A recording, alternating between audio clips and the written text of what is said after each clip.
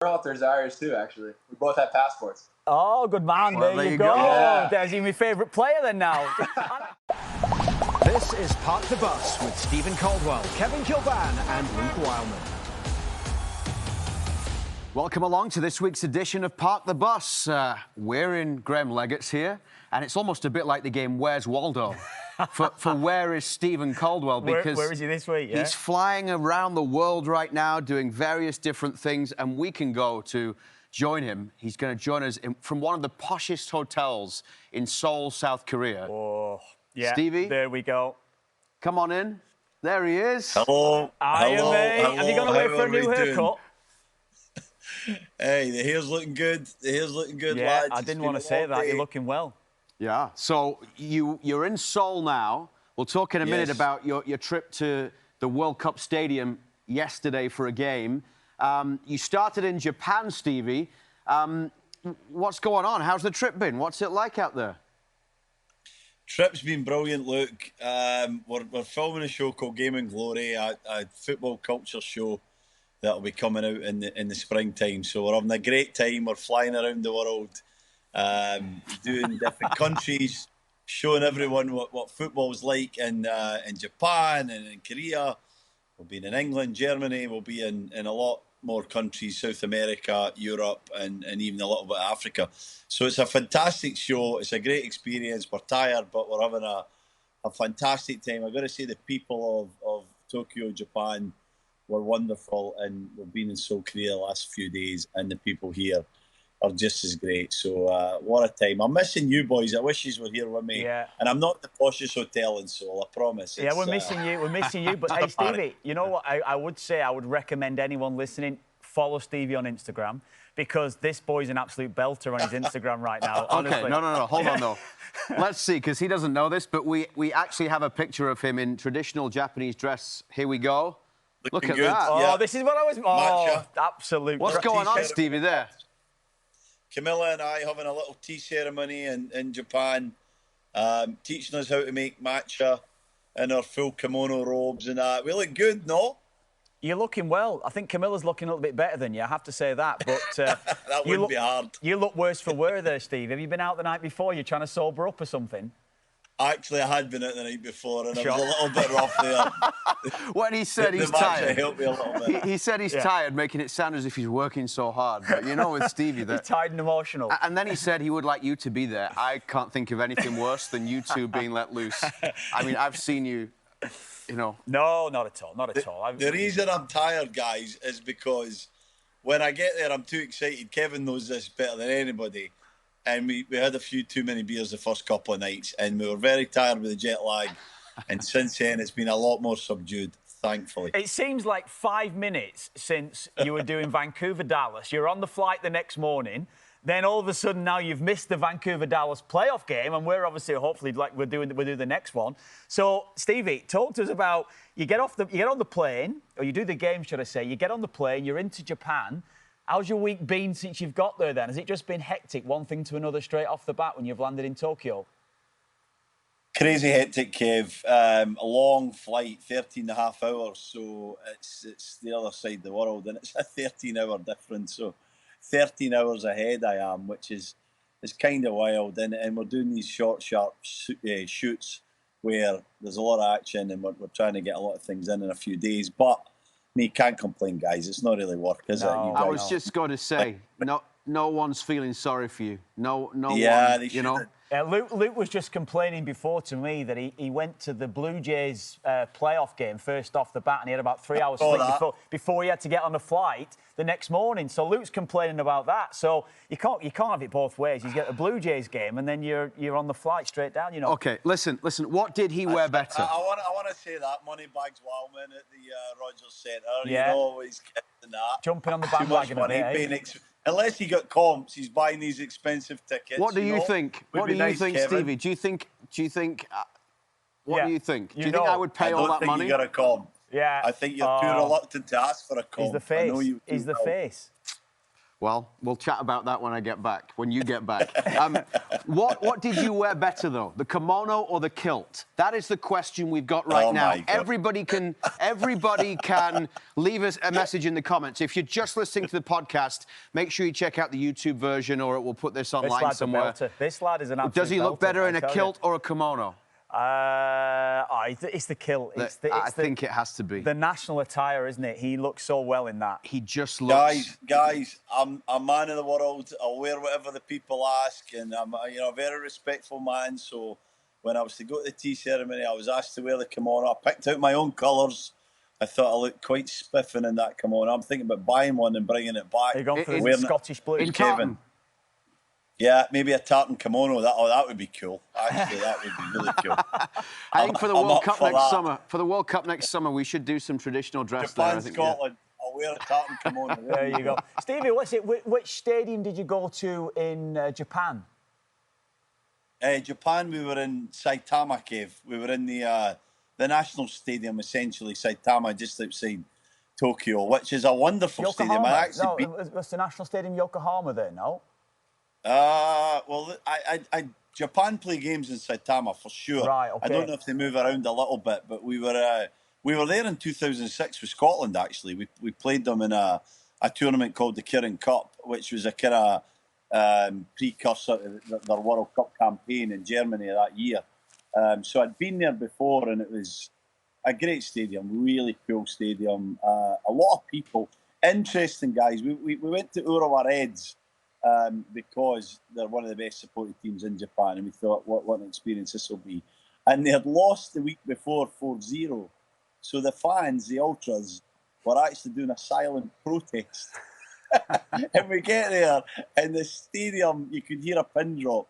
These fans, who are usually so rowdy and have multiple flags, are standing there in dignified silence, like only the Japanese could do, and just not saying a word the entire game. So it was a unique experience. I'd never heard a stadium that quiet since I was at Goodison Park about 10, 15 years ago. We should just mention, by the way, just when Kevin played. Yeah. You didn't have to say that. We knew, Stevie, where you were going on that. You're all right, mate. It wasn't quiet then because all of the home fans were having a go at Kevin. So there was plenty of noise. We should tell people, by the way, we have not just Stevie on the show, but Sebastian Berhalter is coming on a little later as well, as we talk a little bit about him in the US and the Whitecaps playoff game, because we do have, if Stevie makes it back in time, he will be with us for Dallas against the Whitecaps in the playoffs this coming weekend, live on MLS on TSN. And then you were at the Seoul World Cup Stadium, which I'm glad you brought up, because that's also somewhere where Kev was at once upon a time. Yeah. And may or may not have taken a penalty in the World Cup and missed it in that stadium. Kev, I'm right, sorry for you. I know, I'm not going to go there on that one. When you bring up, Seoul's got such bad memories for me. Great memories in some respect, but very, very bad memories. Probably the highest of the high to the lowest of the low immediately, isn't it? But yeah, we played Spain in a knockout stage World Cup game, last 16.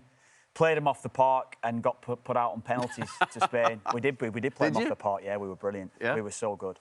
And one thing I'll say about that stadium, Kev, is the pitch was pretty poor. So I'll give you a little bit. Maybe the penalty spot. Yeah, it was then, Stevie, too. Come on, don't get that's 23 years ago. It was getting a few bobbles, Stevie, and things like that. No way. Was it Casillas, wasn't it? Casillas, yeah. And I missed. I'm more gutted about the sitter I missed. Remember we showed it once? I followed up Ian Hart's penalty. Yeah. Open goal, really, and I shanked the ball wide. Oh, it was a shocking miss. One of the worst in my career. And what was that at? What stage of the game? We were getting beat 1-0, so it was probably around 60th minute or something like that. Yeah, we got ourselves back in the game, won a penalty. Harty missed the penalty, and I followed up with the rebound and missed. And then we managed to score later on. Robbie Keane scored to get us back into the game and take us to extra time. So, yeah, great memories, but terrible memories of that game, yeah. Oh, I always remember we played our game. So the game finished, obviously, at night time. And the following morning, we couldn't fly out for whatever reason. I think the FAI hadn't booked our flight back into Dublin that morning, so we had to wait another 24 hours. You probably had to wait for the cheaper one. Yeah, that was it. We were waiting for the cheap flight to get out of Seoul to land back into Dublin. And we were 36 hours in Seoul. So you can only imagine what 36 hours in Seoul, Stevie, was to me after getting knocked out of a World Cup Me having an absolute stinker of it, or not so much a stinker of a game, but 2 huge moments that went badly wrong for me. So you can imagine how my 36 hours in Seoul went, can't you? For one reason or another, yeah. So that was how it was after that game, yeah. Well, it's great that you're there and that you could spend some time with us. I think it's around midnight. So it's impressive that you're actually in your hotel room at midnight. Yeah, I know. And have given us the time to be here. Lots going on this weekend. Yeah, I think, should we start with Vancouver? I think Stevie watched the game, didn't you? You watched Vancouver-Dallas in that playoff game. There's very few performances in a playoff that you see that have been totally dominated by one side.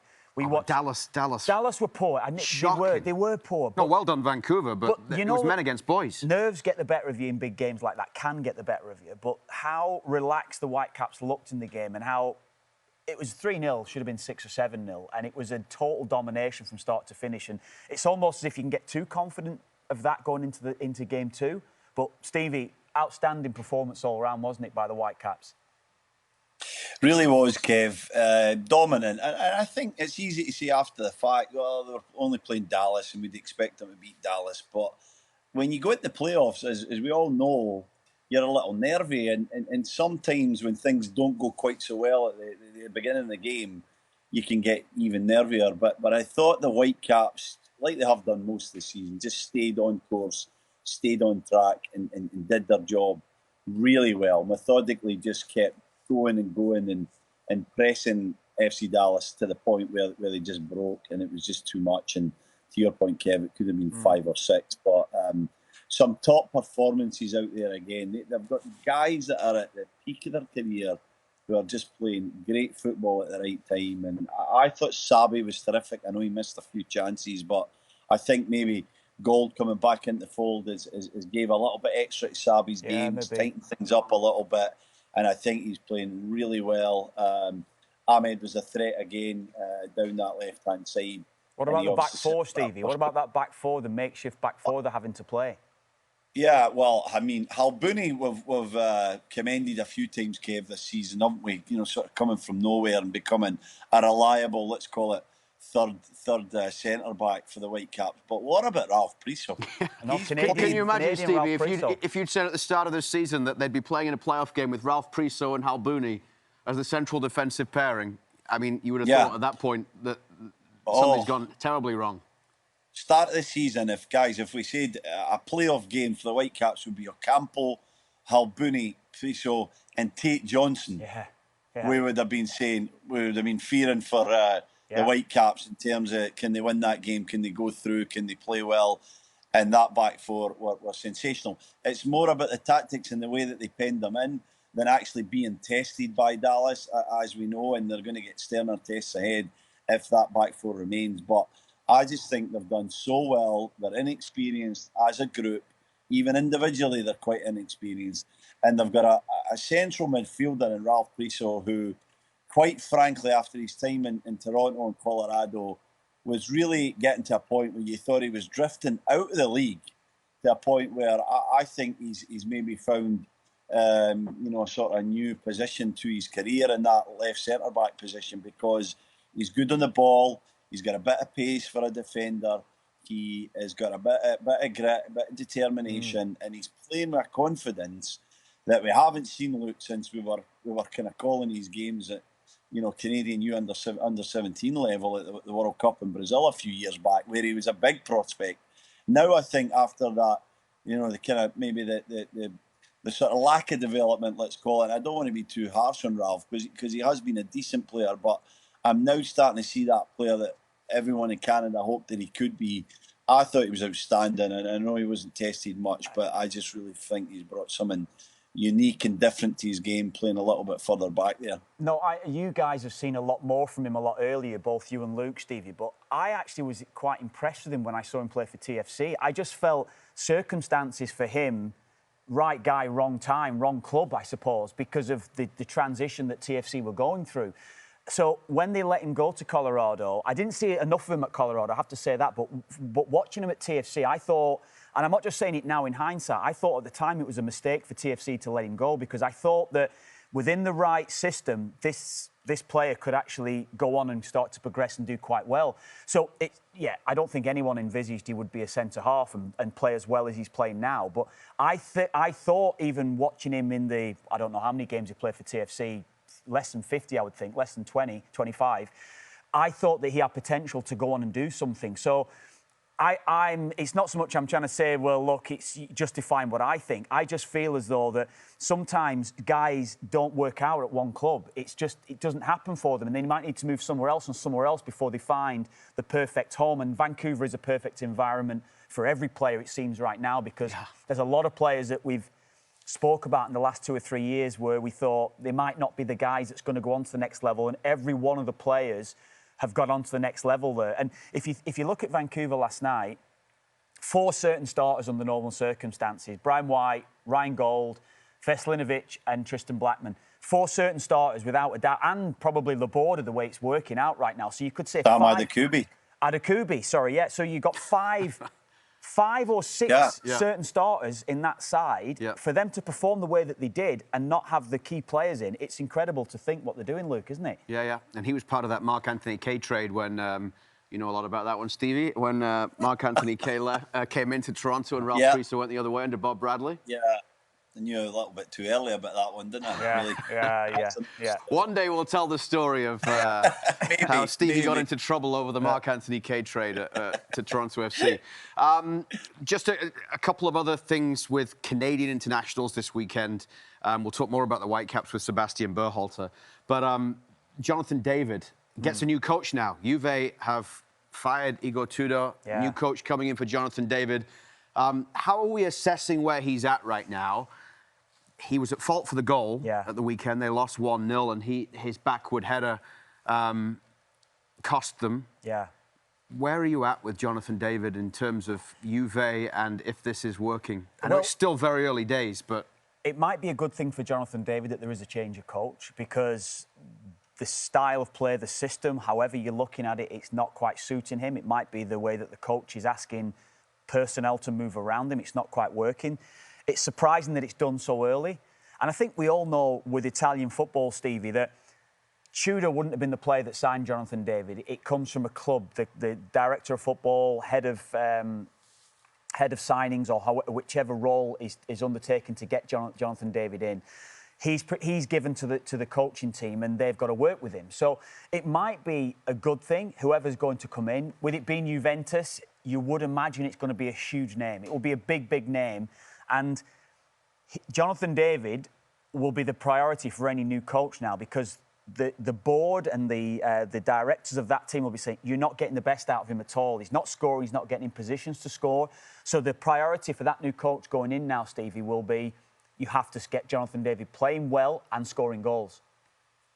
Yeah, totally agree. And I just don't think Igor Tudor was the right choice, Kev, to be Juventus manager. I know that he had came in at the end of last season when they quite frankly quickly sacked Thiago Motta, which was surprising to me. I thought he deserved a little bit longer, but there's something, dark air around this club at the minute. It's just not functioning the way that we expect Juventus to function, and they're not playing at the standards that a club like Juventus deserves. And so nobody ever likes to see anybody lose their job, but I think they've sort of did the right thing early enough that they can still salvage the season. And if we're going to be selfish and just think about the Canadian player and Jonathan David, I think it's a good thing for him, because the style of football, the way that they were playing under Igor Tudor, wasn't good for David. It didn't show him in his best light. And so I think heading towards somebody else, while it's risky, because you never know if the new head coach is going to like Jonathan David, I think it gives him a chance to be himself, to play the sort of best version of himself. And I'm sure there will be some trepidation and anxiety there for Jonathan David, but I think more so around the fact that he's not playing at the standards that we expect, and he needs an environment, he needs a situation where he's given confidence and a team's playing in the way that suits him, whether that's giving Vlahovic and David the chance, whether it's just saying, no, Jonathan David's our guy, we're going to stick with him, we're going to get pieces round about him to complement him. something needs to happen to kickstart his Juventus career, because, to be honest, it's been a bit of a disaster so far for him from a personal point of view. So I think moving forward, it's going to tell us one way or another if Jonathan David can establish himself as a star in Juventus, or if maybe it's going to be a short-lived spell and it'll be time to look elsewhere, either in the summer or very quickly after that. I mean, everyone talks about Jonathan David, the Iceman, and we had him on here, and he seems unflappable, and he seems as if he's got the right mentality. But you guys know, I'm sure, from having been into new clubs, and you want it to work well early on, and it's that situation for him right now where maybe, I mean, you've worked with him, Stevie. Do you think that what we see on the outside is how he will still be inside right now? Has he got that unflappable confidence? That there must be something with inside Jonathan David right now, a little bit concerned about how things are going, second-guessing himself, because he's not where he wanted to be at this point. He's not, and he's only human, isn't he? So he's absolutely double-guessing. I mean, we've been there, Kevin. You've played at an extremely high level, and even then there's the doubts and there's the sort of worry, the anxiety. Constant doubts, Stevie. Constant doubts. Sorry? It's constant doubts, definitely. Yeah. I mean, I don't think any athlete is secure enough in themselves to take anything for granted. You never take it for granted. Did you ever go anywhere and the start be so bad that it meant that it was never going to work? Sunderland. It was Sunderland. I was there 3 years. But you still stayed 3 years? Yeah. Well, I was... I'm saying, was there anywhere where you went 2 months and you thought, this is not... I did feel it at Sunderland, and maybe at the end of that first season, when I was only there 6 months, that might have been the time to go, it might be you move on from here, you know? It just didn't... It never happened for me. And I genuinely thought it at the time, after 6 months when I was at the team. So probably even earlier than that, Luke, in answer to your question. The one thing I would say on the Jonathan David incident this weekend, I've never seen him do what he did, Stevie. You know, the header, because usually Jonathan David brings that down, or he flicks it into a wider area or whatever it would be. It was such a poor touch. It just like bounced off his head back into a dangerous position, and Lazio went and scored off it. That suggested to me, going to Luke's point, that he is second-guessing himself and he's nervous when the ball's coming around him. You know, you said it a few weeks ago, Stevie, when you were at Sunderland as well. You kind of don't want the ball to come near you. You and it's to say it as a pro, it's unimaginable. You kind of don't want the ball. And as a centre forward, you have to be taking the ball. You have to be letting runners come around you, having 3 and 4 touches. Jonathan David wants to release the ball as quickly as possible, which says to me that he is quite nervous. Yeah, and you find out a lot about yourself, don't you, Kev? Because, you know, you go home and you've only got the 4 walls of your house, and so there's nowhere else to go. There's nobody that can really help you. You can talk to your parents, your wife, your brother, your sister, whatever it may be, but it feels like a very lonely world at that point when you just know deep inside you're not playing well and you have to dig deep. So you find out truly about your character.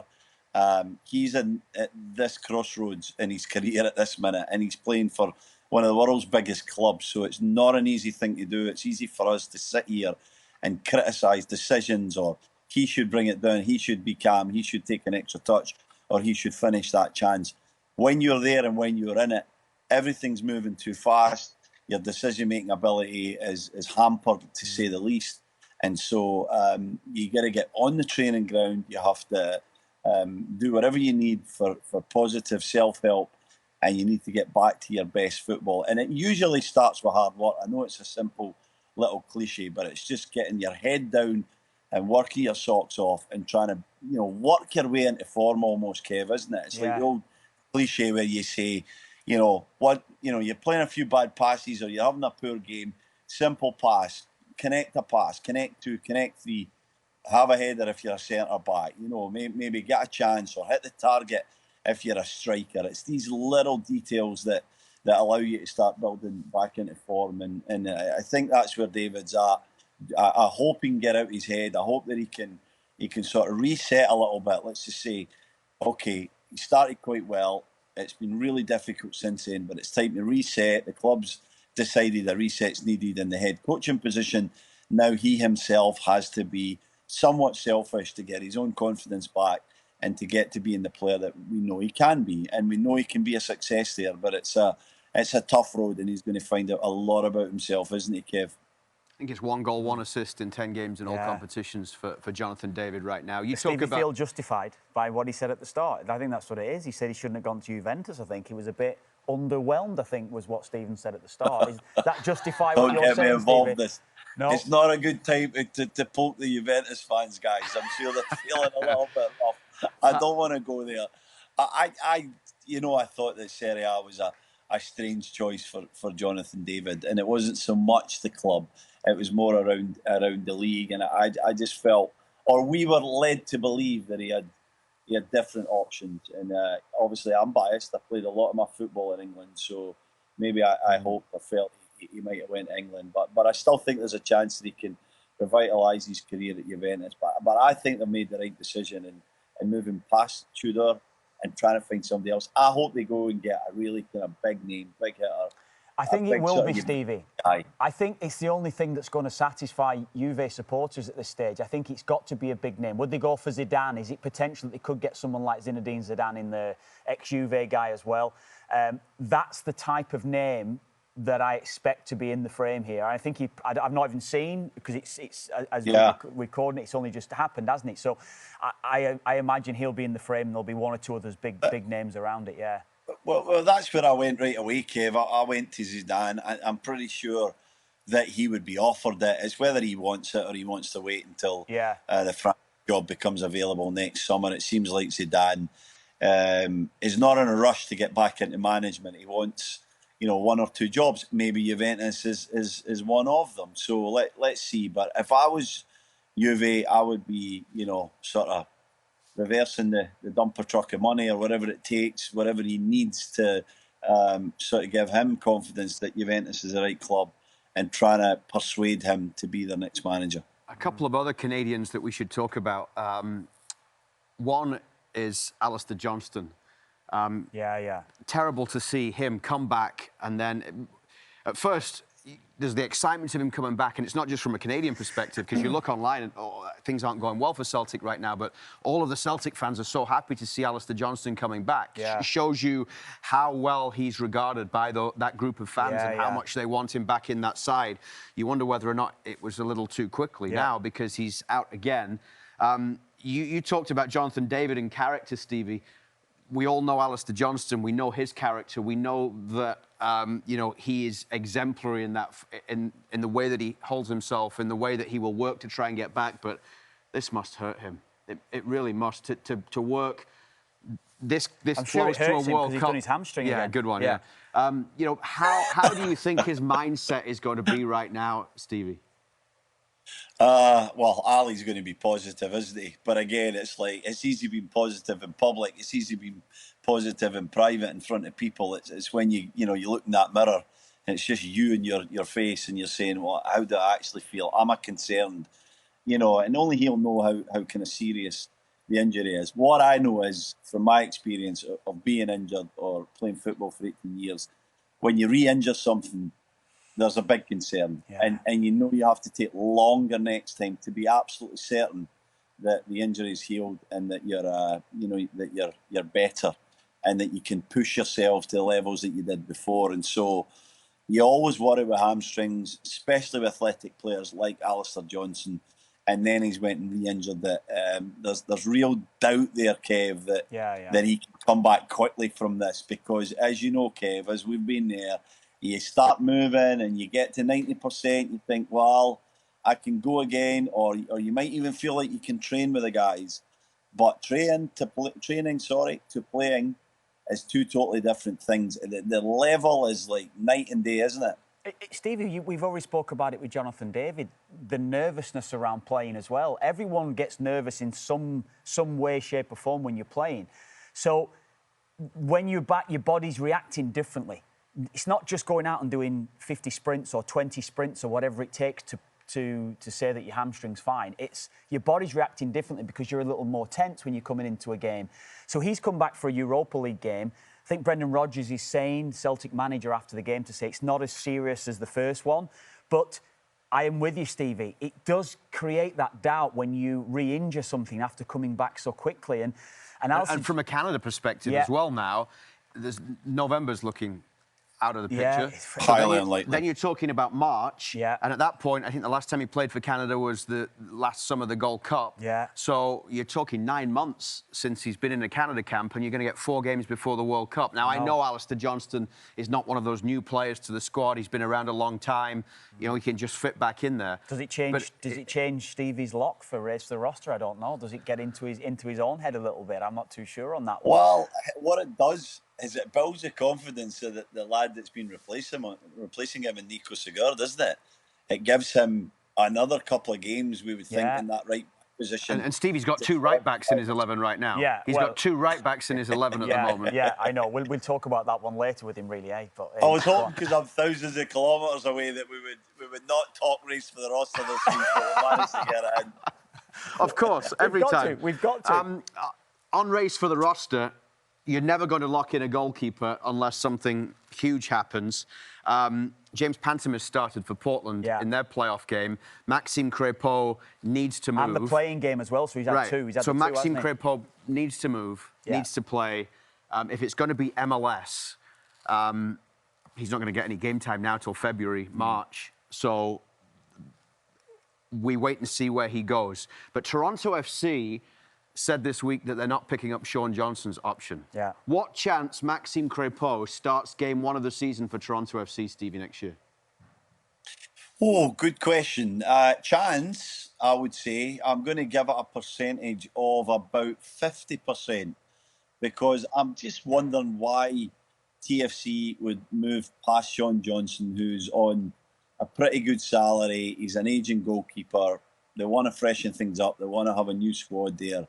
To go to Crepeau, who is quite similar in profile. I'm not saying Sean Johnson and Maxime Crepeau are the same goalkeeper, but in terms of profile, age, salary, they're kind of similar. So I would be surprised if they went there, but I wouldn't be totally shocked.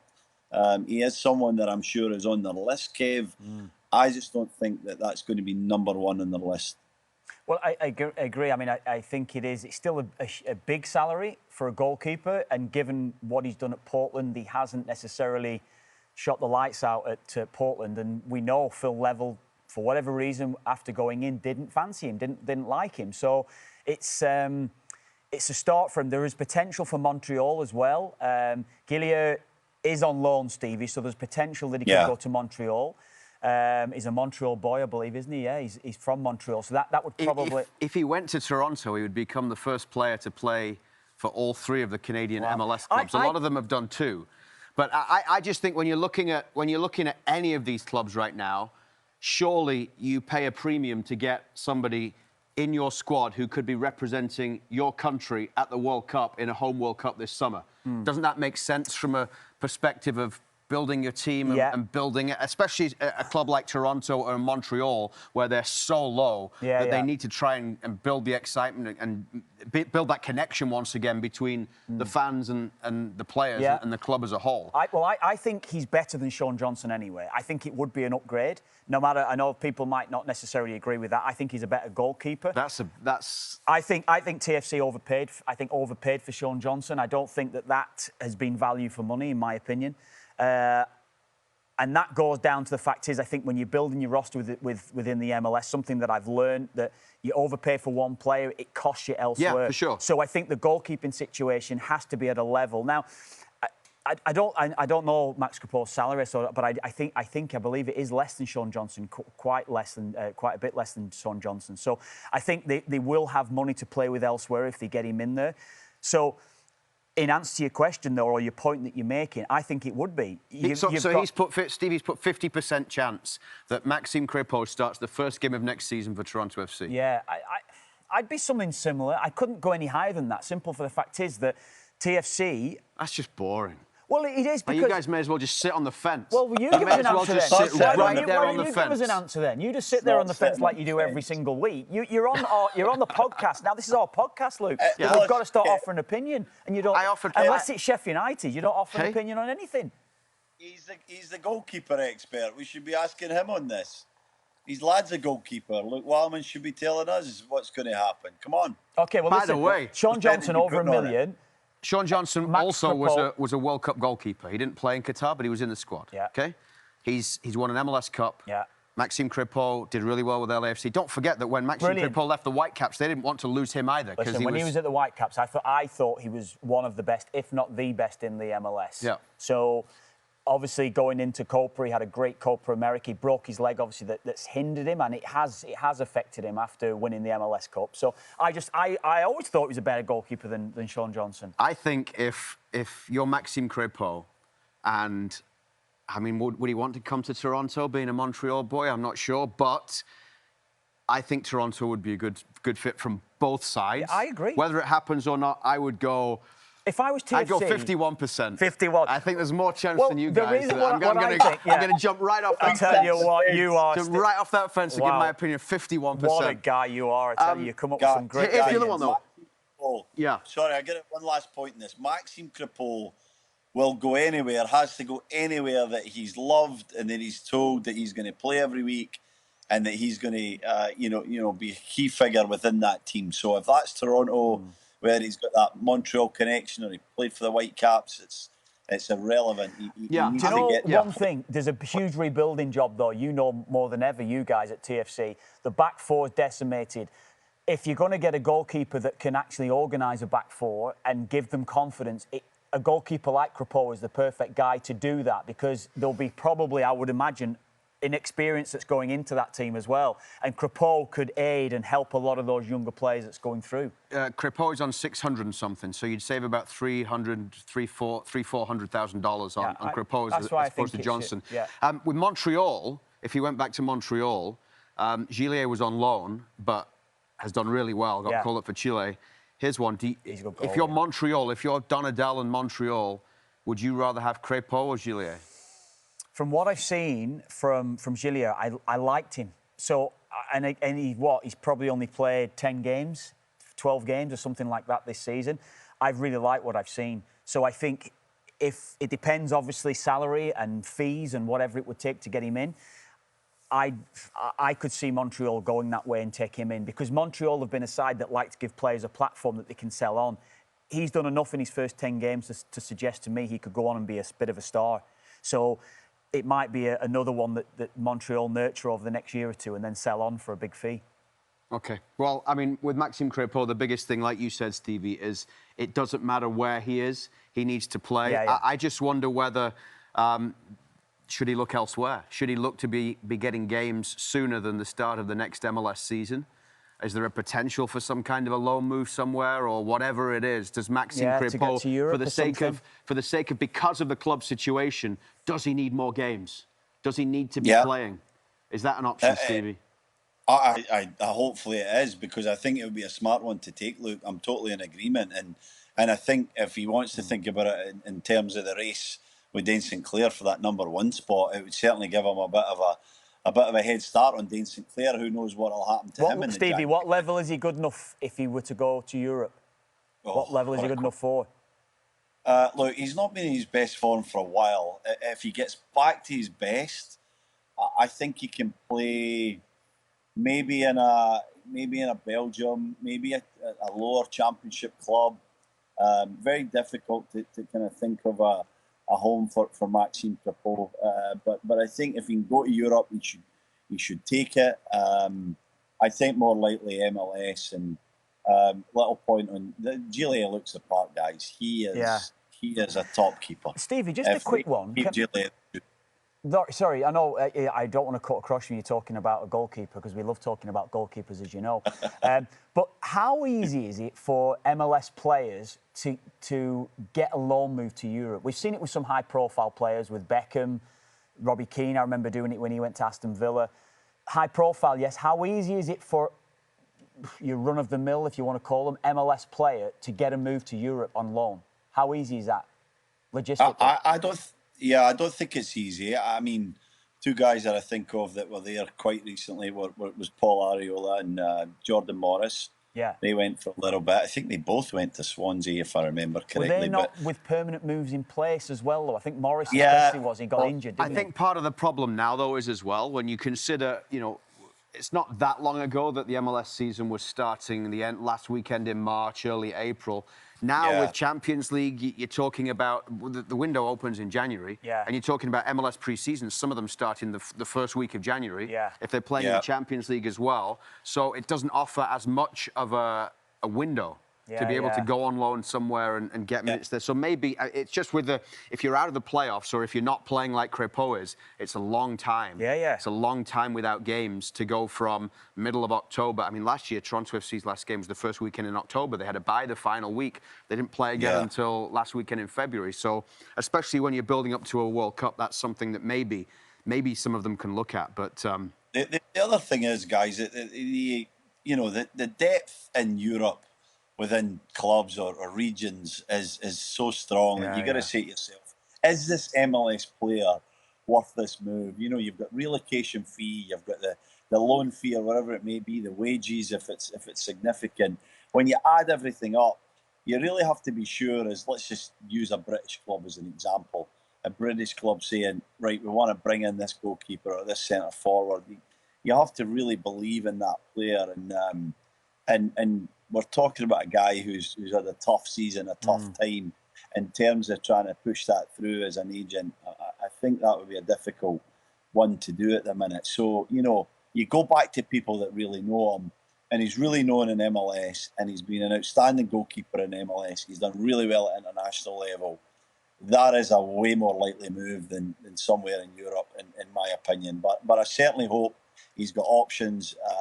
I have a lot of admiration for him as a person and as a goalkeeper, and I still think it's a really close fight between him and Dane St. Clair. But again, it's this anxiety and this pressure that we talked about with Jonathan David that Maxime Crepeau is feeling on a completely different level. But that same anxiety around, I have to play and I have to play quick if I want to start that first World Cup. Can I just say, I wanted just to go somewhere else as well. Every week, Stevie, you've only been off for 1 week, I think, anyway. Every week Luke and I are on, we get talking about Sheffield United.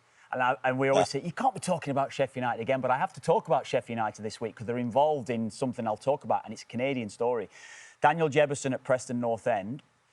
My cousin was at the game on Friday night with her husband, and I spoke to her husband, who's very knowledgeable on football, and said to me, I said, look, what did you think of Jebbison? Just asking the question. He said, look, crowd are right behind him. He looks the real deal. Took his goal well. Took his goal really well. He's been performing the last few weeks, scoring and assisting in the last few weeks. You know, we spoke about the MLS season coming to an end, all the guys that were able to get ahead of players playing in Europe, particularly championship-level clubs. Liam Miller obviously injured this weekend, so we'll see how we'll assess that one down the line. But Jebbison is someone who struggled in a Canadian jersey, Stevie. He struggled really to make an impact at Preston early on. Injuries, and he had the problem as well with working with a personal trainer. But he's really finding his feet now. Where do we see Daniel Jebbison fitting into this? If he's scoring goals, he's going to be... window. If he's scoring goals, he's going to be in there. Yeah. Against Sheffield United, that's not really a hard thing to do, Jesse, is it? I'm not even going to talk about it because I get in trouble if I mention it too much, right? Yeah. 2-0 up on Friday night, Sheffield United, I might say. Preston North Jesse End Marsh came went out, after him, yeah, right? Wanting to bring him in. Yeah. If he's scoring goals and he's fit, Daniel Jebbison is a player who Jesse Marsh could rely on. And I think if he continues in this form, and I watched the game, he looked good. He looked as if he's finding a rhythm. I think it's important, though, when I mentioned the crowd behind him. I think any player needs that support. And the manager. Yeah. Because we mentioned before, he's with the manager that gave him his Premier League debut at the other club.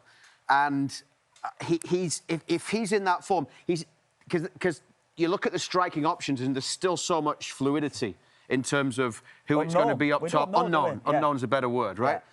Yeah.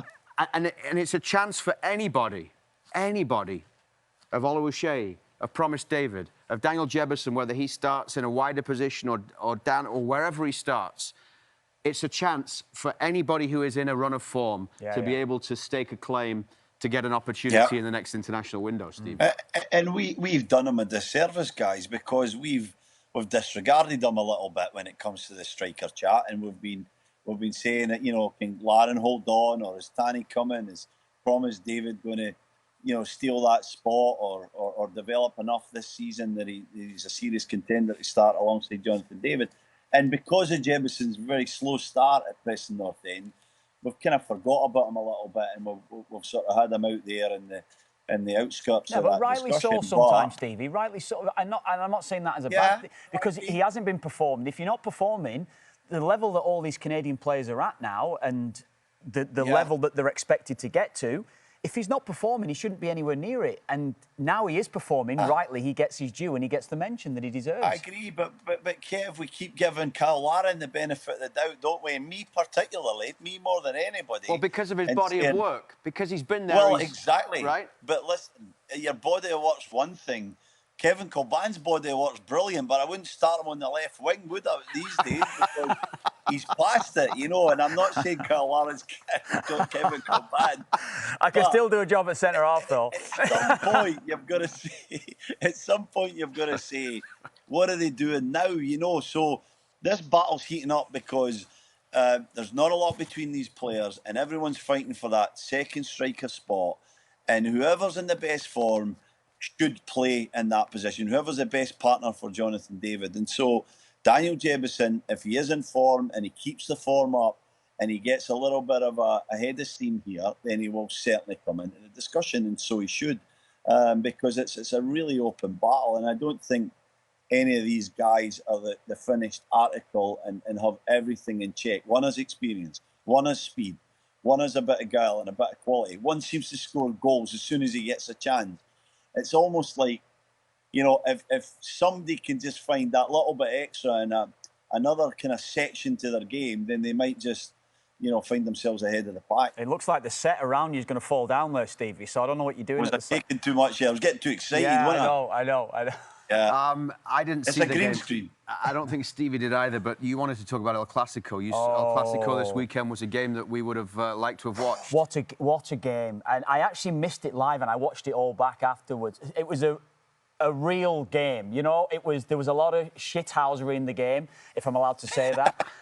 There was so much around the game that you hate, but you love at the same time. Yeah, you know, yeah. It really was. There was a penalty after about 2 minutes that was given on Vinny Jr. Vinny Jr. is a nightmare, by the way. Vinny Jr. is probably now becoming the guy who I wouldn't want to say I want to see him fail, but it's just he's annoying me. He's annoying me every time I'm watching him. You know, like everyone used to watch Neymar and they'd be, you know, pissed off that he's diving and rolling around. This is what Vinny Jr. is doing now every week. He's winding everybody up, but he wins a penalty. The penalty gets overturned by VAR, which was quite surprising considering the high-stakes game, certainly at the Bernabeu as well. But Real Madrid were brilliant. They were brilliant. And there was so much to admire from the game. A guy we've spoken about in the last few weeks, talking about who is the best player in the world, he was amazing. Honestly, Kylian Mbappe was so good. He had the ball in the net 3 times. He missed a penalty. That's why, by the way, I picked him last week when you guys were picking Messi to play in your World Cup final. I'm with you. I'm picking Kylian Mbappe, and 7 days later now you're changing your opinion. No, I didn't. You're going to. If you listen to what I said, if you're looking for me to put him in an island team, I would have Kylian Mbappe. No, but they wouldn't make the final. That's what you said. So that's irrelevant. Yes, if we're talking... Anyway, regardless, as a nine, Luke, and we spoke... Stevie and I had a conversation probably maybe 8 months, a year ago, had Kylian Mbappe peaked, because he couldn't find his feet at playing as a 9. He's definitely found it now. He knows the position. He was outstanding. Jude Bellingham as well. If anyone can watch back the assist for the goal, brilliant ball that he played through. When did you have that conversation with Stevie about has Mbappe peaked? Was that after 25 Guinnesses or something? Maybe it might have been. Maybe we were hungover at the time, Stevie. I don't know. We were asked the question, but I think it's a legitimate question on Mbappe, because Mbappe, he scored a World Cup hat-trick. You could legitimately say that's the peak of anyone's career. And Mbappe was on the wane in terms of what he was doing as a 9. He was having to change his position in going to Real Madrid. It wasn't quite working out at the start. Vinny Jr. was the problem because he was playing on the left-hand side. There seems to me like there's a bit of jealousy from Vinny Jr. for Kylian Mbappe, what he's doing now, because Vinny Jr. is nowhere near the level of Mbappe. He can play on the left, Mbappe, he can play through the middle, and he's now becoming more creative. I think he's really now sensed that playing as a 9, and you said it a few weeks ago, Stevie, he's learnt to become so much more of an unselfish player, and he's creating, he's scoring, and I think Mbappe is coming into the World Cup year oh, he's on flames, lad. He's in flames. Honest to God, it's outstanding to see. Yeah. Well, that's why I picked him. Yeah. So I think I was right on that one. All right, you were right. Good yeah, choice. That one. First time you've given us opinion, but fair enough. We are apparently 20 weeks into the Park the Bus podcast. So at the 10th episode, we had fan feedback. Yeah. So producer Greg has now gone and stapled some questions onto these nice Park the Bus podcasts things for fan feedbacks. And if anybody ever wants to leave any feedback about Stevie or Kev, you're welcome to. On YouTube, any of the platforms you want, just leave me out of it, right? Okay?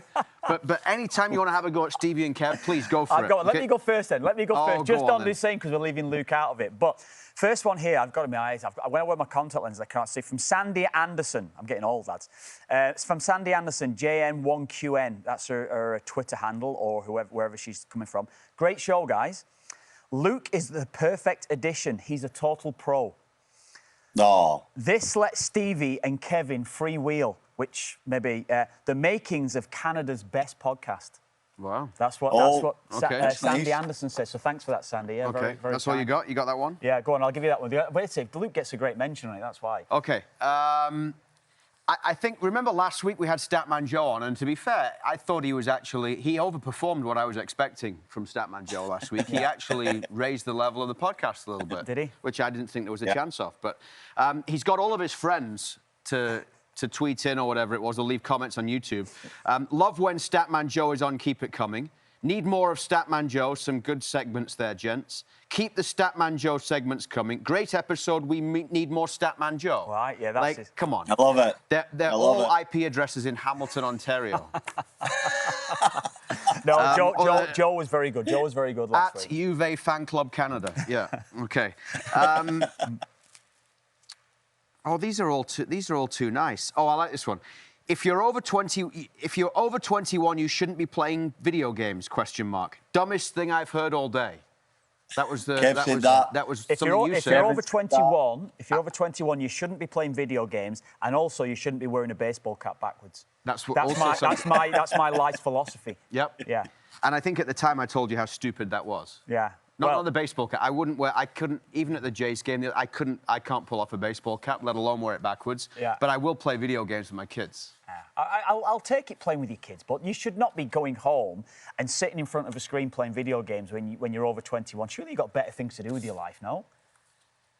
I don't know. I agree. Yeah. Should not be go to the pub. Go and speak to someone. This one, I'm a huge fan of Park the Bus. Great insights on the game. What are your thoughts on Fonzie playing with the Iceman up top? Keep Ali and Tejan on the wings, Larrea at left back. Alphonso Davies playing either up top or just off Jonathan David. Stevie, could it happen? Canada did it before, famously at BMO Field. I know it was a long time ago, but that was the front two when they got their famous victory. And then in the Nations League was it 2019? US game. Yeah. Yep. USA. That must have been down to the assistant coach that day. Well, it was a master plan, and I was part of it, I got to say. John Herman might have I'm not one to blow my own trumpet, but I was the guy that said play him there. Yeah, that was a good night. One of the things I remember is running down from after the game. I was just watching it because we weren't doing the game that night, so I was in the press box. Run downstairs. The guys were all coming off the pitch, and Stevie just comes running up the tunnel and jumps, and we give a big hug and ever after the game. It was just... So that was why, because it was his master plan. Yeah, there you go, Steve. One of the best nights of my life, guys. One of the best nights of my life in football. Unbelievable. Well, if that's one of the best nights of... This is a guy who has a lot of best nights of his life. Yeah, he does. In football, I says. I always talk about nights out with Kevin Kilbane. They easily surpass that. Okay. I've got another one here as well. Okay, make sure, by the way, people, we do like comments. Yeah. We do like comments, Again, so do leave them on YouTube. This is from Public in Talks. Please. We don't deserve Luke Wileman. Legend. That's all it said. Enough said with that one, eh? Canada's lucky. I think everybody... We're lucky to have you. I think everybody appreciates how difficult it is to have to put up with you guys. I think that's what it is. So the fact I have to sit here with you guys, travel around with you guys, like try and get you onto flights on time. You know, no, you don't even do that. You just leave us in bed. But anyway, 6 phone calls. Yeah, don't worry. Calls. That's for another day. Also in comments. That's for another day. Please if you've called somebody 6 times for a flight, is that enough? Because You called the hotel room. I didn't know your room numbers. Yeah, that's the simple They're not one just thing, going to let some random go up to the Simple. desk and say, "Can you call Steven Oh, they do, Caldwell?" yeah, I they don't do. know what his number is. Yeah, they do. I wasn't in there as Steven Caldwell. I was in as Mickey Mouse. 'Cause I didn't want anyone to know I was in that hotel. Yeah. So we got some nice Okay, comments. there was one. We got There more, were a have we? couple more, although these two are a bit small. So grateful for your commentary. The comments, this was you, Kev, about the ticket pricing and youth soccer. It's a disgrace that real fans won't be able to attend these matches. And I hear you about noticing talented young people. I see talented players all the time, but in rural areas, we don't have any opportunities. Yeah, I live rural Kev, Canada. the farmer, Yeah. speaking up for the rural communities from coast to coast. That was probably He's someone right. from the school by me. But I'll stand by that one totally. Honestly, it's not just about the cities and things like this that you'd be looking for talent. There's talent, and I see it by me, real athletes by me that could be nurtured. That's not we're not tapping into it now. And another one along the same lines. Love Kevin's rage about the ticket price and the problems of growing soccer in this country. Fans totally share that sentiment at this point. Even if one can afford, I'm going to need to bring my glasses next time. Yeah, How small is that print, by the way? I know. This is I'm with ridiculous. you. That's the best we can do. No, I'm with you. I'm with you. If one can afford some under-demanded tickets, the question is, should one do it? It's a matter of principle now, not to be part of the FIFA money grab scheme. Yeah, and that's the worst thing, isn't it? When we've got something very special that people are actually feeling like that. Because I think there is a feeling of that. Yeah. People are almost boycotting it. They don't want to go to the games, even if they had the chance to go to, or given the opportunity to buy a ticket, they wouldn't because of the prices. By the way, I will just say this because, and next time Greg is hopefully going to increase the font size. It was the Club World Cup, and I was actually first time in Qatar. Right, some of those big stadiums in the World Cup, and there were a couple of times I'm looking across and thinking, I can't see what that number is, I can't see who it is. But I go back to get my eyes checked out, and he's like, "Oh, you're fine, no worries. You know, it'll keep getting worse, but you're okay because you're just getting old." Yeah. Right. Yeah. So Club World Cup, big stadiums. I'm thinking, maybe I should go and get them checked. Actually, I'd gone and get them checked before, and they're like, "Here's a prescription in case you need it." Right? So I've got the prescription at home, but I resist going and getting the glasses. I go in once to the store, and it sort of overwhelmed me. It just completely overwhelmed me in terms of all the different options and put these on and that doesn't look right, that looks whatever, right? I wear glasses, I don't like it. So I left the store and just left it. Anyway, I'm a few games into the Club World Cup, and I'm like, I've got to go and get this prescription. So I look at this prescription. It's going to take too long to go and actually get the proper glasses. So I call the rest of the Club World Cup in $1.25 glasses from the dollar store, right? But these things were amazing. Yeah. It's like, finally, this is what it's supposed to look like. I can see. So I go and get a good pair, which now I keep losing. Yeah. But so if anyone's on the fence about it, it's a game changer. Yeah. Actually putting them I'm on on the and fence. just being able to see. I would have been able to read this without screwing it up. Yeah, I know. If I got them that's on. the way it is, I know. But then you've got to remember them. Yeah, but I wear contact lenses, that's the thing.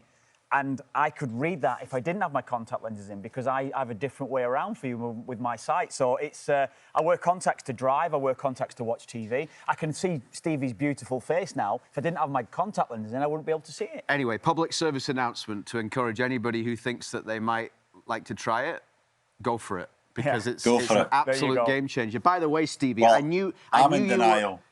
Yeah, well, that's why you think your hair looks good. I knew that you. Are you on this the hair morning, dye? Are you on the hair dye, by the way? No, it's I just you. should wear a baseball cap. Not at all. Never. I knew that you were not going to be in studio today, so when I'm just driving and I get a message from Kev to say I'm at the studio, and then the next one says, "Greg, is there a first aid kit?" I'm thinking, what's he gone and done now? Like this guy, the amount of scrapes and issues he gets into. Yeah. I'm like, seriously. No, I've got a cut finger. I'm not making a drama. Okay, out well, of it sounded like a drama when you. I'm not making a drama out of it. Yeah, but sends the group chat. Where's the first aid kit? I desperately need a first aid kit. Well, I think you're over exaggerating that a little bit. It's just a little nick, Just you get on with it, Stevie, don't you? Anyway, athletes have to get on with it. Tough guy. I think we need to let Stevie run off into the soul. I do want to one mention to Stevie before he goes. Stevie, I don't know if you saw last week or if you guys have seen it. Leonard Kohl, youngest goal scorer in the Champions League last week for Bayern Munich, came off the bench at the weekend for Luis Diaz, scored a goal on his Bundesliga debut. This guy potentially could be part of Germany's World Cup squad in the summer. It's amazing, the conveyor belt. You talked before, Stevie, about the talent that's under the talent in Germany and around Europe. This guy, what a story that is, that's emerging at Bayern Munich, who have been outstanding this season as well, Bayern Munich. Yeah, I've loved them this season, Kev, Bayern Munich. They're such a good team to watch, so organised. And I didn't see the performance, but I heard the comments from Harry Kane talking about how well this young lad had done, and if he keeps his feet in the ground, and he's going to be a top player. You know, if you've got a guy like Kane saying that, and you're coming on for a team like Bayern Munich, you must be pretty special.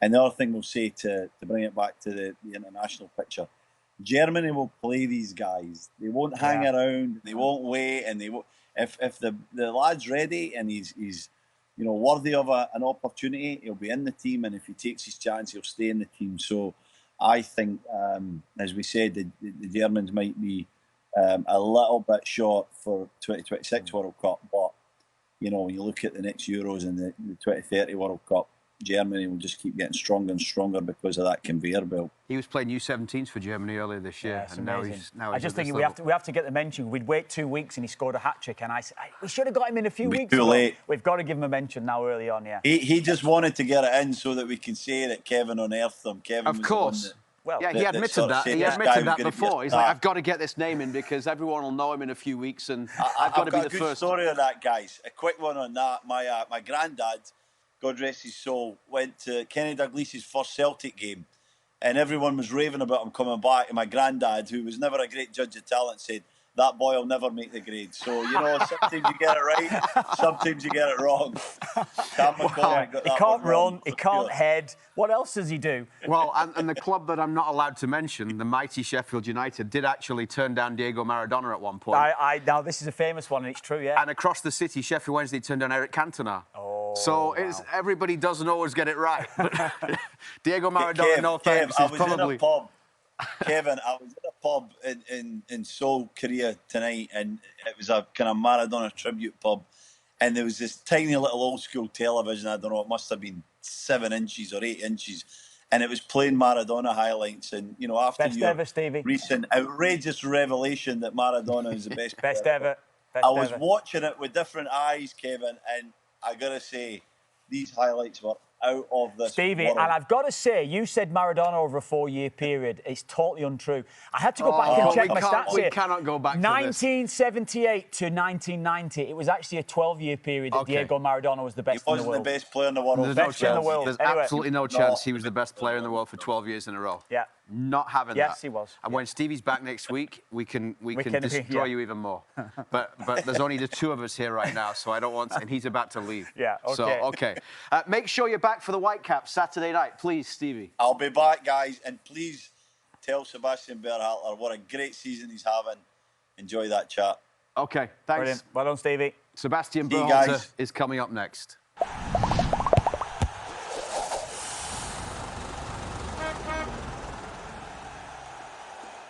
Well, we talked about the Whitecaps with Stevie and their big win against Dallas and how they're flying right now. Yeah. And a huge part of that is Sebastian Berhalter in the Whitecaps midfield. They're having a great season. The team is on a roll right now after that big win against Dallas in Game 1 of the playoffs. And delighted to say that Sebastian Berhalter is taking time out to join us today on an off day as well. So thank you for that, because I know there are many more things in the great city of Vancouver that you could be doing right now than spending time with us. So thanks.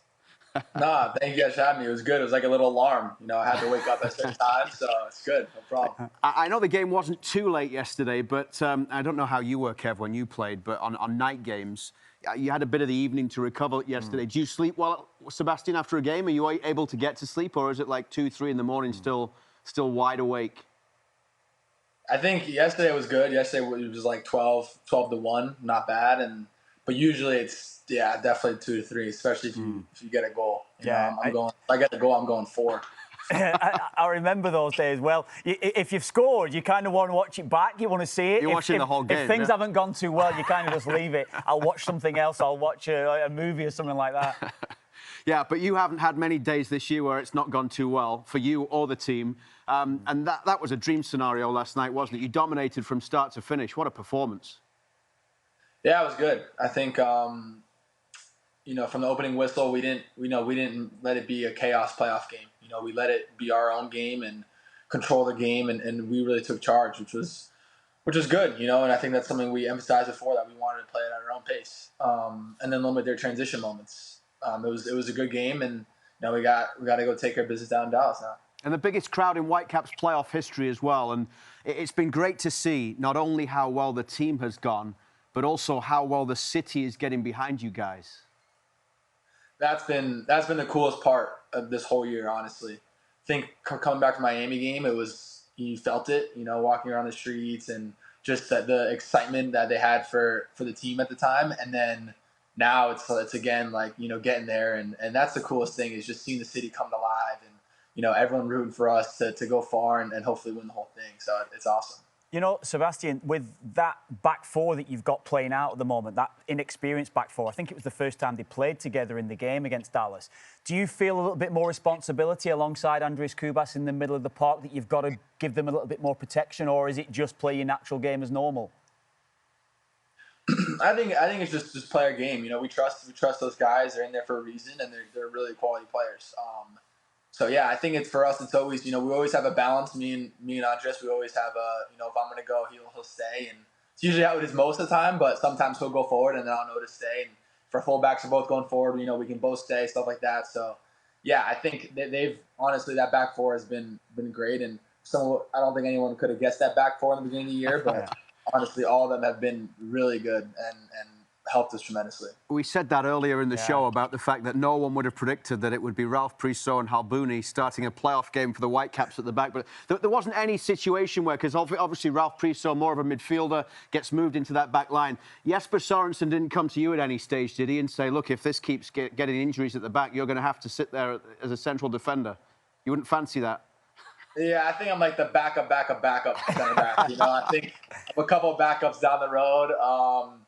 I have played a couple points of this season. I think I've never started there, but gone there as, when we played back three, I was a right center back. But yeah, I think that's pretty far down the road. Hopefully we don't get to that. We don't need to see that. Yeah, you know what, Sebastian? We've followed your career personally as well as a Whitecaps over the last few years. And you've played at wing back. We've seen you play there almost. We knew it wasn't your natural position, and you've ended up in your more natural position now, where it feels as though you want to play.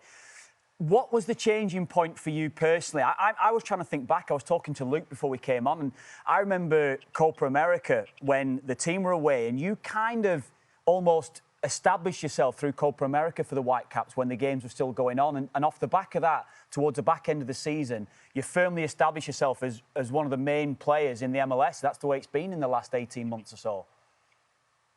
Yeah, I think the first half of last year I started I think one game in the first 16 games. And it was kind of just, it was eating at me. And I had this moment, I was like, maybe this is it. Maybe I need to go to a new team. And it kind of just came together where I thought to myself, I just got to, enjoy every moment I have and stay positive and just go out there and do my best every day in training and every time I get an opportunity. I'm taking advantage of every opportunity. So I think when I changed that mindset and kind of, didn't play the victim as much and become, really wanted to be on the field, then things kind of started to turn. And, I just started taking advantage of opportunities and, haven't looked back since. What's changed for you then? Why all of a sudden have you...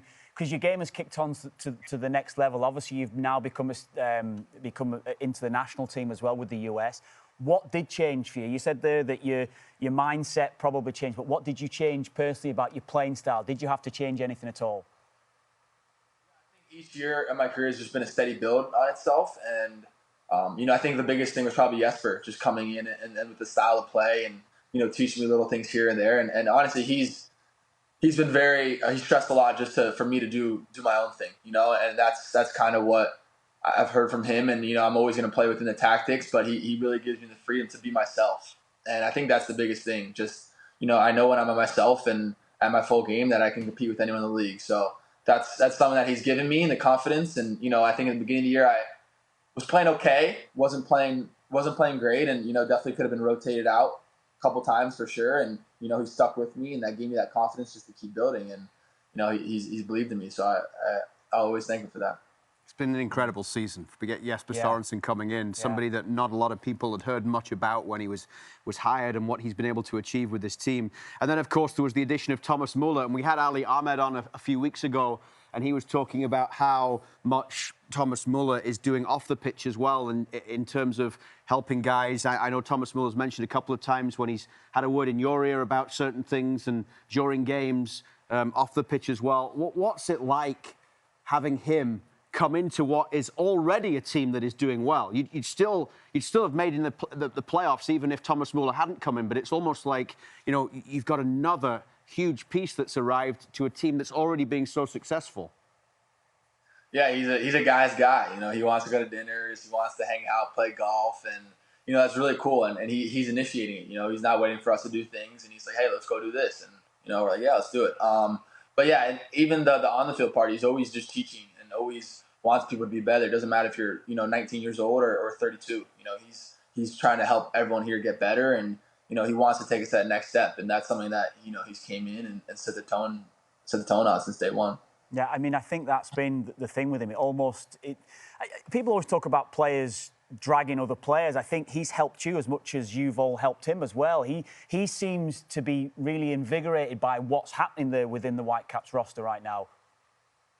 Yeah, I think he believes in us. I think he believes in what we're doing, and he came in and saw where we were at and said, wow, like this is something that, I can keep, take to the next level. And he hasn't tried to come in and change everything and, kind of be hard on us. He's just been like, okay, this is great. Let's take this to the next level. And, you can see with the way we play, we've kind of, we've started to do that. Do you know what, Sebastian? Just quickly on Muller coming in as well, but there was that change of system as well. When Thomas Muller was announced that the signing was going to be made, we were all looking at it to go, well, you're playing a 4-3-3 system. You've obviously had Pedro Vite that was on the side. Well, it was you and Pedro Vite with Kubas sitting at the bottom of that triangle. How did that change within the tactics then? Obviously, Vite moving on and the system now, the 4-2-3-1 that you're kind of going forward with. Did that change your game personally? What did you have to do to adapt to that new style? Yeah, definitely. Actually, with Pedro, he was a playmaking, number 8. So there was times when he would come low with Kubas, and then, I was one that could always run. So I would always threat the backspace, and if he had the ball, I would always try to run it behind and be getting the box and not really have to think about it, because he was always there and he was always lower. And when I saw he wanted to get in the ball and play, I'd be like, okay, now I can kind of venture forward a little bit. Now it's right. It's different. And now I need to find the balance a little bit better, find the balance when I can go, when I need to stay with Andres. And it's almost like I'm unexpectedly arriving now. I think, I think that the other team sentiments just kind of lose track. And then all of a sudden I'm there at the top of the box.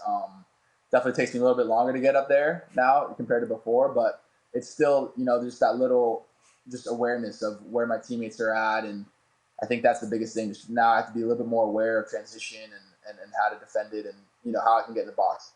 Set pieces are a huge part of your game. Obviously, you're one of the best in Major League Soccer at taking set pieces. How has that always been part of your game? Do you still spend time on the training pitch going over set pieces and practicing every day?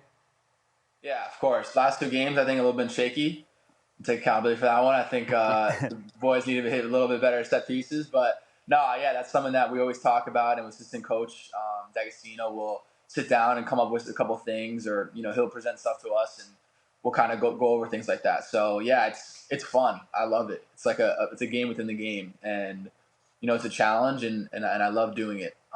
And yeah, hopefully we keep scoring more goals off set pieces. Yeah, it's been interesting that just watching world football, I think, in general, Sebastian, the way that set pieces now has become such a thing. And I know that they always have been a thing to an extent, but I think there's just much more analysis that's going into them now, isn't there? Is that something that you would work on? And you said there you haven't been great. I think you've been quite harsh on yourself, because every week when we're doing the games, it seems to be a set piece from you that's causing carnage in the opposition defence. What do you do to analyse it and look at opposition and what they do in their setup as well? Yeah, it depends if they're zonal marking or more man marking. Yeah, I think we look at the spaces, and if we want to go near post, back post, sometimes, top of the box is open. Sometimes, maybe a short for a 2v1. Yeah, I think it's depending on also who we have, our personnel, and what guys are good at. And then I think we kind of from there formulate what, that trying to find that right balance. Yeah, it's been good so far, and it's something that, again, I think we can even take it to the next level. So it's fun. It's fun when guys you see guys like are itching to get a set piece because they know they can depend on me to put in a good ball, and I can depend on them to score. So it is fun, and building connections with guys on set pieces has been also a cool thing this year. Kev mentioned earlier about the you getting called up for the US as well. So you've been in player of the season form for the Whitecaps. You get the call up for the US. You go to the Gold Cup. Huge part of that with Mauricio Pochettino. What has that whole international experience been like with the US? And how many times a day are you thinking about the possibility of playing in a World Cup? Yeah, I can't even put it into words how much that whole experience is meaning to me, and it has meant to me. I've been around it for so long, and it's just such an honor to be there. And it's not enough for me to be there. I want to keep pushing and want to keep having an impact on the team, and hopefully in a positive way, and just keep pushing myself. And that's where you want to be. You want to be in the best environments with the best players, and fortunate enough that that's where our national team's at. And I feel like when I go there, I'm being pushed and trying to be better. And for the World Cup, for me, it's something that I don't think about.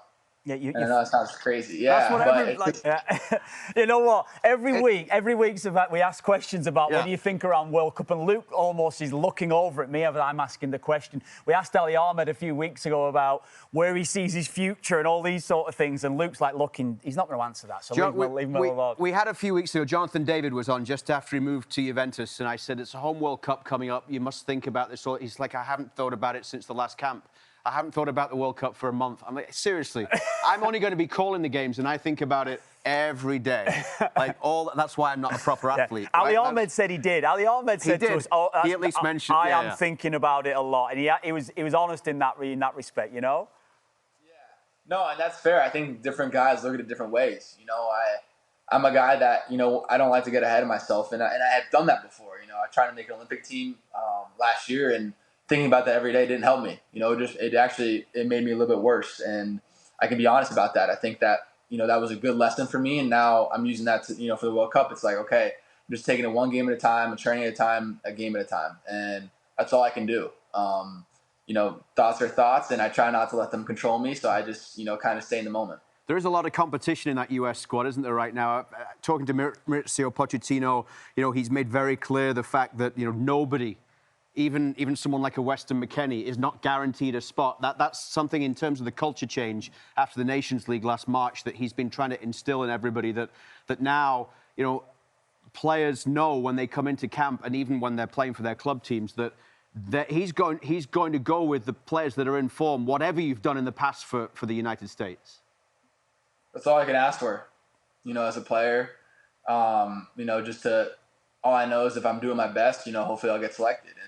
And that's nice, it's nice to know that. And, obviously there's guys that are playing at, really high levels and have really good quality. So for me, it's just about, just doing the best I can, doing the best I can. And if I know I'm doing the best I can, then there's much more I can do, and that's going to get me as far as I can. And just want to keep pushing myself and to be better. So yeah, for me, it's just working 100% and giving it all I have.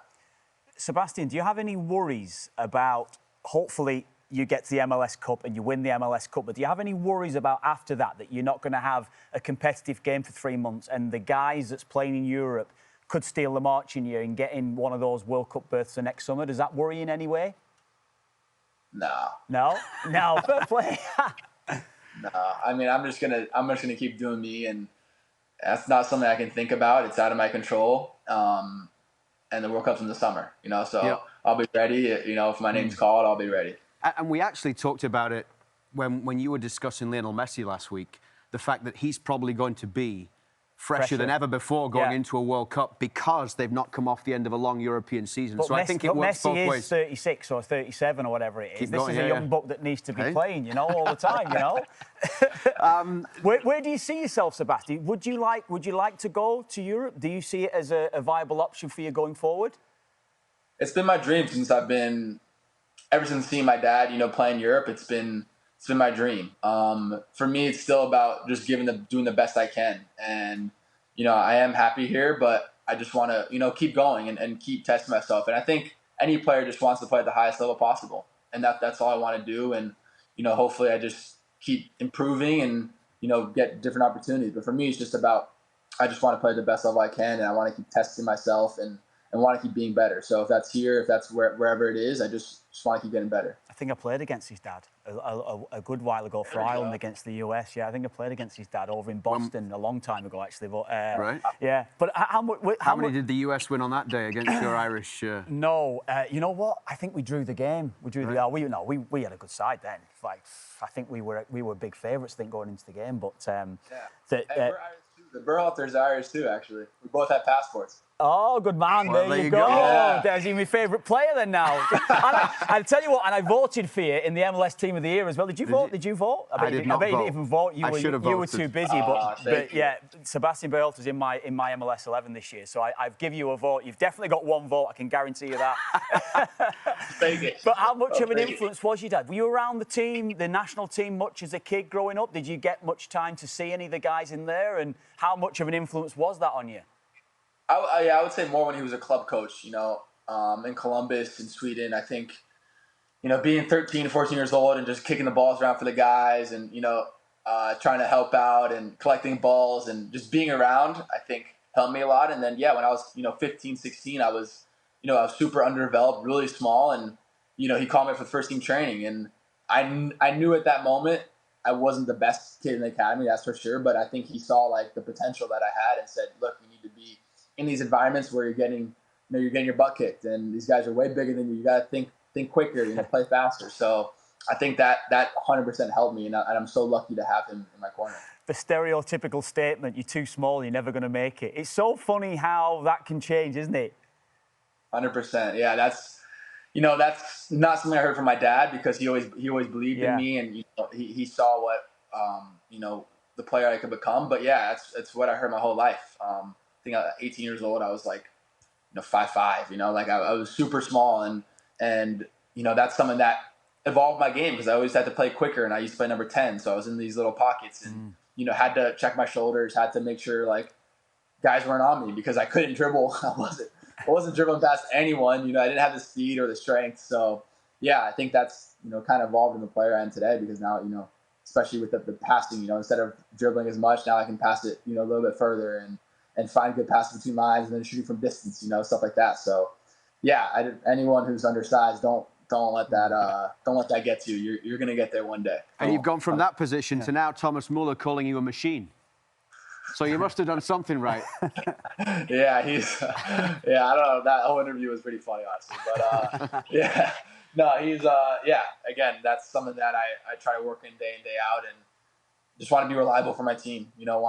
Want them to be able to count on me, and that's something that I pride myself in. And now I'm 24 years old, and I want to be a guy that people look up to, and people know that every single day I'm going to bring 110% intensity, and I want to win. I want to be on a winning team, and hopefully that radiates off. And sometimes it may come off a little harsh, but no, I think it's all for the good reasons, for the right reasons. Well, really appreciate you taking time. What's on the agenda for the day off today? You're going up the mountain, on the boat, around the seawall? I mean, there's lots of groceries. Big game. He's got a big few weeks ahead. You can rest up now till the end. When you win the MLS Cup, then you can think about those things. Yeah, I've seen Thomas Muller going on his bike around the seawall. He's out fishing with team. Have you been on a fishing trip yet with him?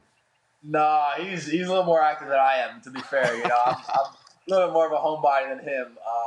But yeah, no, I'm just, I don't know, we're gonna do some laundry. The glamour. Yeah, no, literally, I have a hyperbaric chamber at my place, so I'll hop in that for a bit and hopefully recover, and yeah, just recover to feel better for tomorrow. Nice. All the best with the playoffs, with the World Cup, and the US squad trying to get into that, and we have the game on Saturday night on TSN. Game 2 of the Whitecaps in Dallas. So best of luck this week, Sebastian. Thanks for taking time on your day off to be with us. I appreciate it. No, thank you guys so much. I enjoyed it. Thank you. Sebastian Berhalter with us on Park the Bus, and what a season it has been for Vancouver. And it's just a case now of, for me, if they can get to MLS Cup, they'll win it. but can they beat LAFC? Yeah. Or can they beat San Diego? Beyond that, I don't have any concerns in terms of it's those two teams in a Western Conference final. Yeah. Well, LAFC's been a problem for them, hasn't it? When they've played them in the big games. It's a different Whitecaps, though, now. It is, and that's what I would argue as well. I would say this is a different mindset.